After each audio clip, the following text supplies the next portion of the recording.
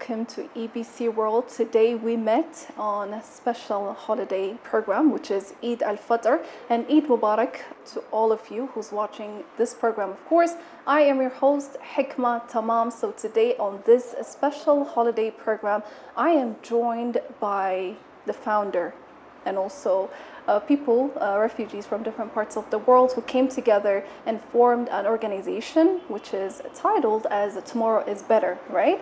So today our stay is going to be talking about their journey as refugees living in Ethiopia, making their home here in our country, and also we will be speaking and talking and having a conversation about Eid al-Fitr. So do stay with us until the end of the program. I am your host once again, Hikma Tamam.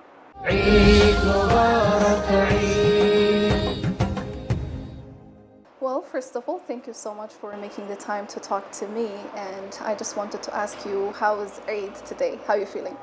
Actually, today is absolutely a special day, and we all here together celebrating Eid together. Yeah. It feels absolutely amazing, especially after fasting for 30 days. Yeah. So it makes it really, really, really like beautiful and meaningful for all of us together here in this special occasion. Yeah, and then spend. That is right. So let's start off with you. And can you tell us about your name and where are you from? Okay, my name is Fatuma Abubeker, and I'm from Somalia. Okay. Visual artist. Okay. I work in another organization, but today I come here together to celebrate the Eid with Tomorrow is Better organization, which is an organization for refugees, and the second organization here established here in Addis Ababa. And it's just amazing to spend the time with the other refugees from the other nationalities. And yeah, happy to be here. Yeah, Eid Mubarak once again to all of you joining me here. All right. So let's start off talking about Eid al-Fitr. You know, what does Eid al-Fitr mean to you and how do you celebrate it? For me, like Eid al-Fitr, it's like a gift after making a really hard working for 30 days of Ramadan. You know, with work and everything, it's so hard for us to fast. But like, because we want to be rewarded at the end, that's why we fast all these 29 days, 30 days, and then to gain this celebration and to spend time, beautiful time with our family. So Eid al-Fitr, it means like God is already rewarded us by spending time with our family, and also with the reward that we will be waiting for the day of judgment, inshallah. Yeah, hopefully, of course. So Eid al-Fitr, I think for most of us, it makes a different kind of meaning. Most of the time, it's just about breaking the fast after 30 days and everything, and it's special kind of holiday. It's one of the biggest Islamic holidays as well. So let me ask you, you told me that you're from Somalia, right? Yeah. Okay, so can I ask you, how do you see the difference between Eid in Ethiopia and Eid in Somalia? It's such a big difference, by the way. It's really? a really big difference because you know, like sometimes you are, as a refugee, when you travel to another country, you have to adopt the culture. Yeah. So even though that we are all Muslims, have the same culture, but we don't have the same cuisine, we don't have the same kind of celebration. So in Somalia, most of the time there's many families. So you go from this home, go to that home, and then to your uncles, aunties. You know, you go around all the day. Yeah. But here in Ethiopia, it's a little bit different because there is no many from my family living here. But like the other Muslims, they are really doing their best by making us feel home. And yeah, for the other refugees as well, we are spending time together. And yeah, I'm so thankful to be here. I mean, it's safe, and yeah, it feels really home because there's many Muslims here. Yeah, that is true. So how long have you been living here? 11 years. Yeah. Oh, that is interesting. So in this 11 years, I mean, what kind of experiences you have gained here in Ethiopia? So much. I cannot even tell you how much I like it. Yeah. So the Bunna ceremony is the best, the favorite. And also to have something, gift or something before you go to any other house, that's also important.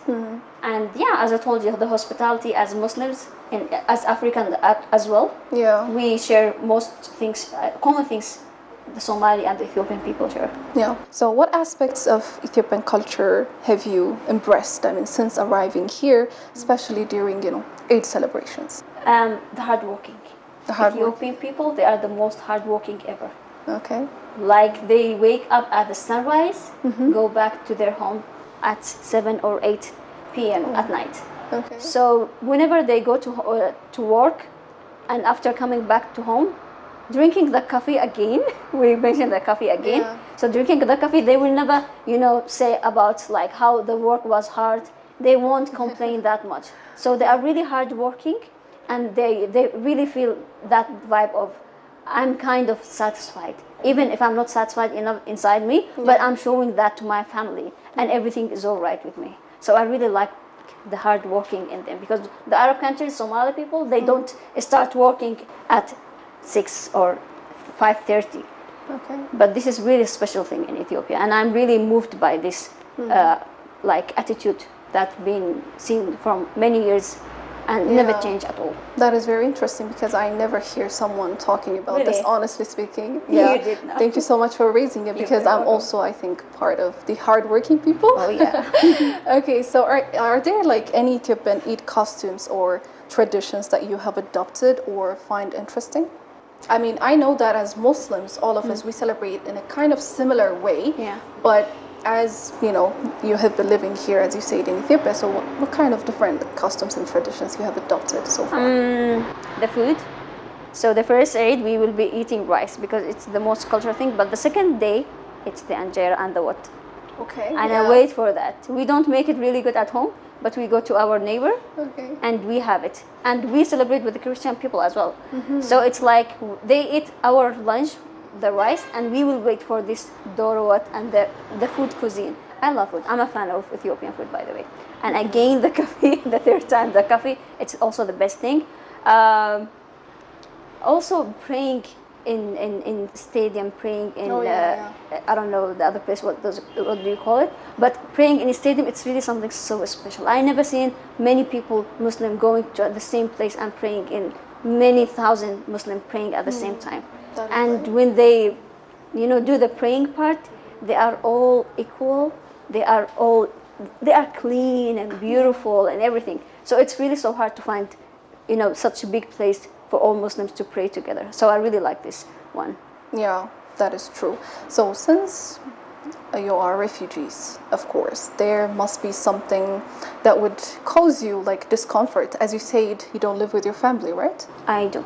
Right now? Right, with my sisters and mom. Okay, Yeah, so I just wanted to ask, generally with the perspective of refugees, I want to ask you, how does being away from home on a significant holiday like Eid al-Fitr. Eid al-Fitr is just about gathering, families coming together to celebrate Eid, a lot of things that we do in Eid times, right? So as a refugee, kind of impacts the sense of identity and also belonging, right? So how do you think refugees are managing that aspect?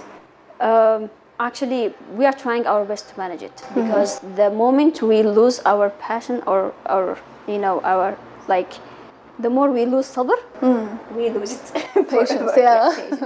So we try our best to be grateful for what God already allocated for us. No refugee will leave his home if there is peace.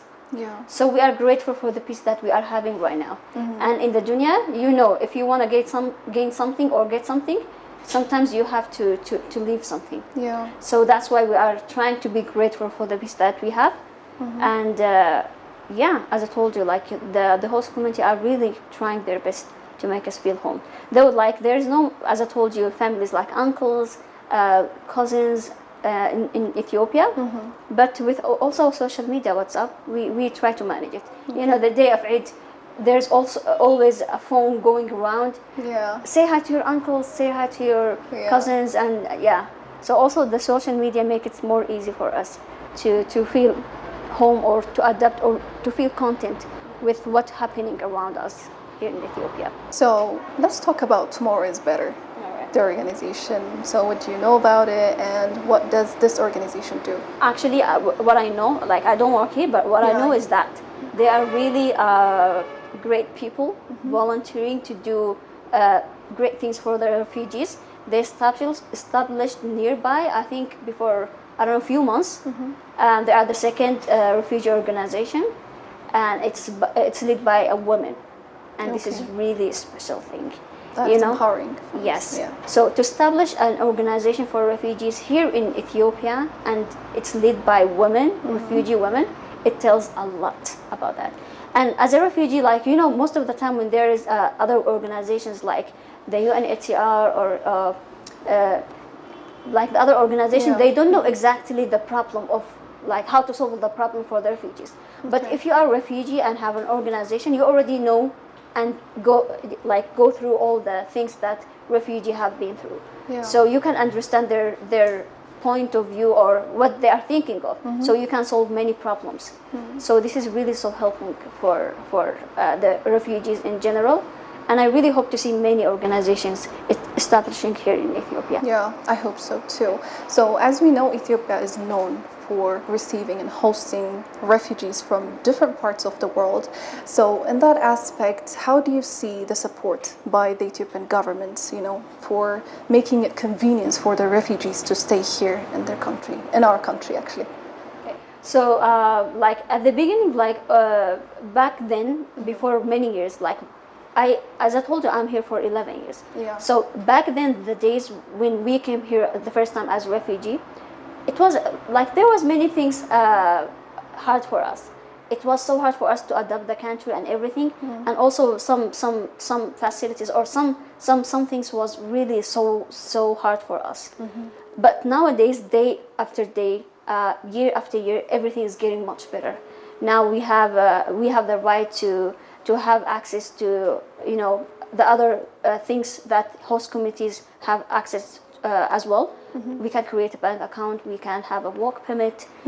So it's really like allowing us and making it so easy for us to adapt the country. So I'm so grateful for the change that's happening, because now and before there is a big difference, and I'm so grateful for what's happening right now. So we're adopting and we are content, and this is really a plus from God. Okay, so generally I can say the feedback from the refugees is positive. It's absolutely positive. Nowadays, it's absolutely positive. So still talking about tomorrow is better. I mean, from what you have seen closely, what this organization is doing, you know, there are refugees coming from different parts of the world, of course, as I said.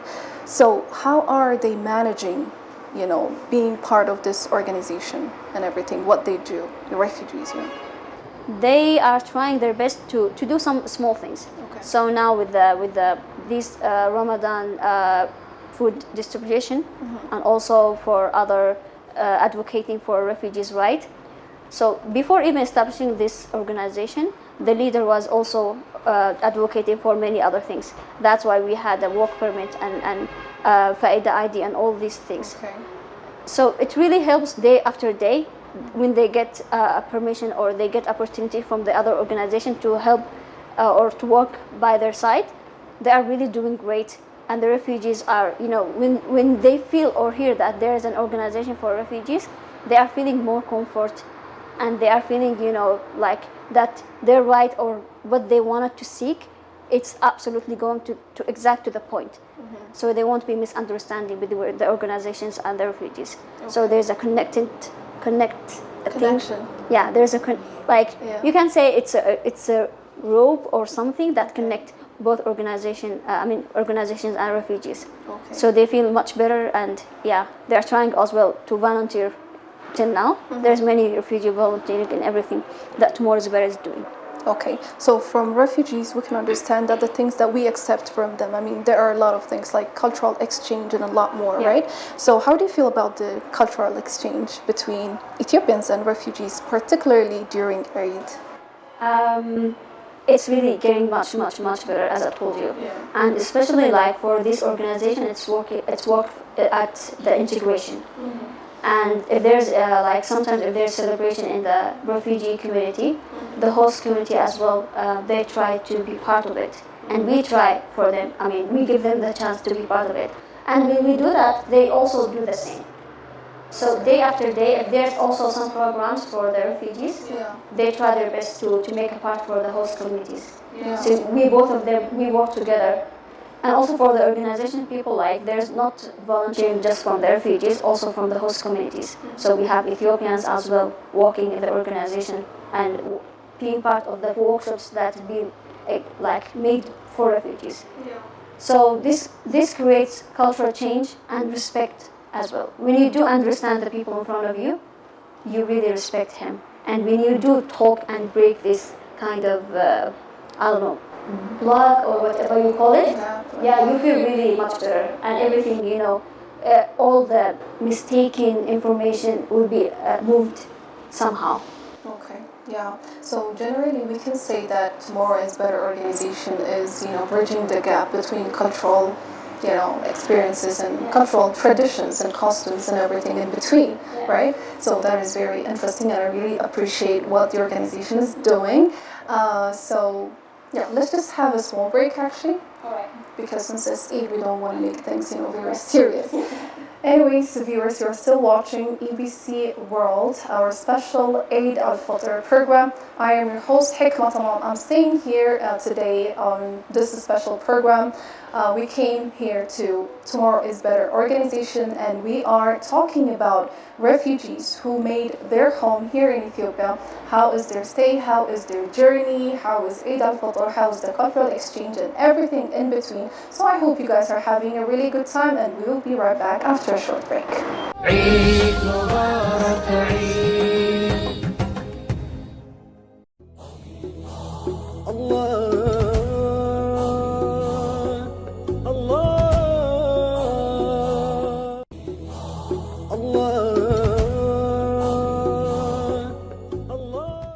Welcome back everyone, you're still watching EBC World and I am your host Hikma Tamam, and today we are on our special holiday program with Tomorrow is Better organization, and we're having a little time with refugees coming from different parts of the world, of course. So hopefully you guys are having a really good time, and since it's Eid al-Fitr, we would like to wish you Eid Mubarak once again to all of you who's watching this program. All right, so have some bite. Yeah, you can eat also some dates. I mean, because as you know, we have been fasting a whole 30 days, and I think dates is one of the things that we eat mostly, right? Yeah. Is it also the same in Somalia as well? Yeah. Right? Yeah, they really love dates. Uh-huh. Yeah. Okay. That's interesting. So now let me ask you, if you could bring one tradition, I mean, from your home country to the Eid celebrations in Ethiopia, what would it be and why? As it's known in Somalia, we do really help each other. Like, we are the most supportive people for each other. So if there's anything that happened to anyone and he's Somali, we will absolutely stay by his side and support him till he get what he wants, till he get what he needs. And I really, what makes us really different as Somalian refugees, that everyone likes saying you really help each other, and it's well known, I guess. So I do know that everyone is helping each other here in Ethiopia, but like not as much as Somali people. Like, no, even in other countries it's the same. Yeah. But yeah, if you say one culture thing, it's like culture almost, like helping each other, and also like having the smallest thing. We can share the smallest thing, whether it's one date. Yeah. we do that. Once again, thank you so much, all of you, the founder as well, for receiving us here, making this, very nice preparation to receive us and everything. So, dear viewers, you have been watching our special Eid program here on EBC World, and I was your host, Hikma Tamam, spending time with refugees and also the founder and also members of the Tomorrow is Better organization, which is a refugee organization that is formed in order to support refugees coming from different parts of the world. So hopefully you enjoyed the full program. And once again, Eid Mubarak to all of you, and goodbye. Eid Mubarak, Eid. Allah.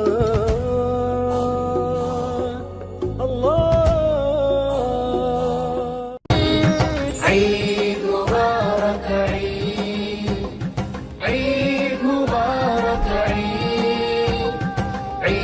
Mubarak,